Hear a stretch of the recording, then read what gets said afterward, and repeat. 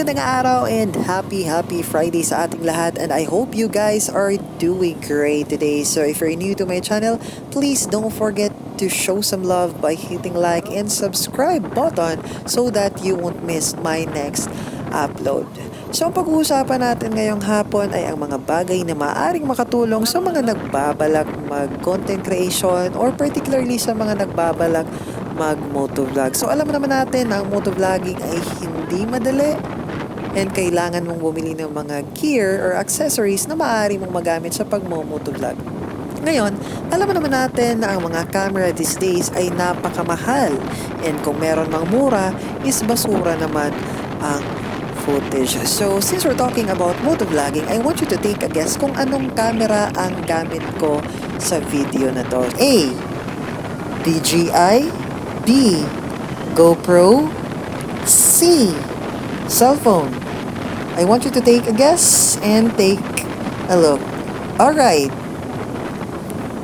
If your answer is letter C, then you are correct. So, sa footage na nakita nyo ngayon guys, galing ito sa phone ko and naka-attach lang ito sa chest strap, which is in-order ko from Shopee. So, ang price niya is nasa around 200 plus, I guess. So, hindi siya umabot ng 500. And with that, gamit lang ang phone ko, meron ng ganitong footage. So, hindi mo na kailangang bumili ng mamahaling action camera para sa pagmumotovlog kasi alam ko naman na lahat tayo ay merong phone at matitake advantage natin sa ating pagmumotovlog. So, kailangan lang natin ng chest strap wherein doon natin i-attach ang ating phone and meron na kayong ganitong footage. And as you can see, napakalinaw ng kuha guys. And yung mga cellphone ngayon is meron ng mga 4K. So, same na rin sa mga action camera na minamarket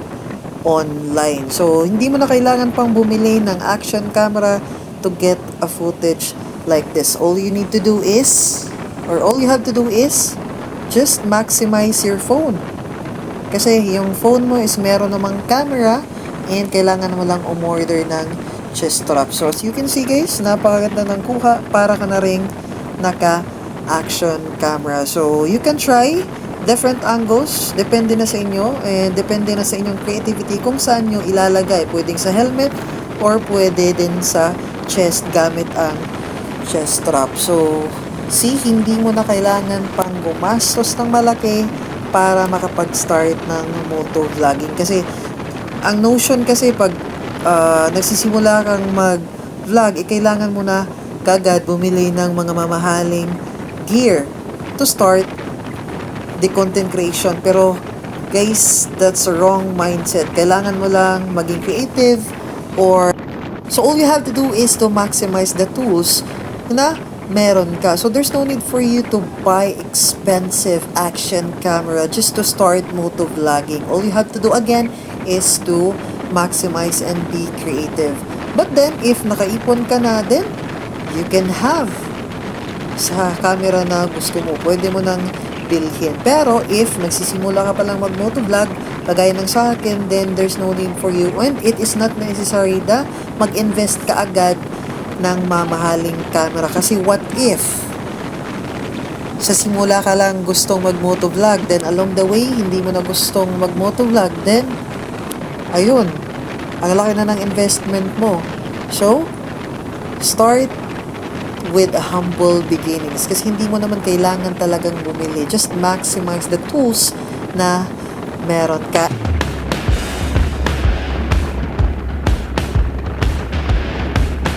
I hope that this matter na pinag-uusapan natin ngayon might help you to decide, and if you find this helpful, please don't forget to leave a like and hit subscribe button with turning notification bell on so that you would miss my next upload. And with that being said, see you sa susunod kong video and ride safe sa inyong lahat. Iwasang maging kamote sa kalsada. Yes!